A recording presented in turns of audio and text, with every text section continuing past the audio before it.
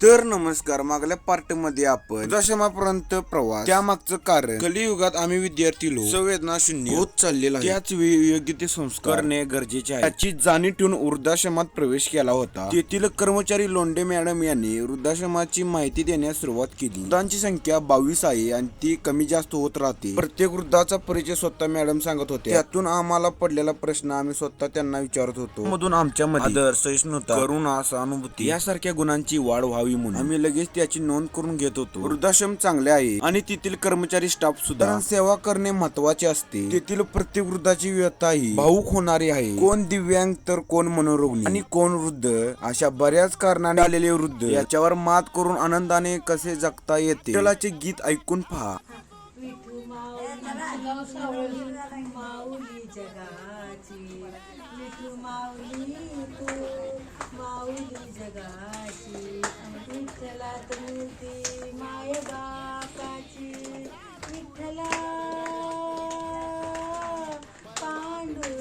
नंतर कॉलेजचे सिनियर प्राध्यापक आलते. त्यांनी वृद्धांची व्यथा जाणून घेतली आणि मित्रांनो, आम्ही आणलेला किराणा माल वृद्धाश्रमात दिला आणि वृद्धाश्रमातून बरेच अनुभव घेऊन निरोप घेतला.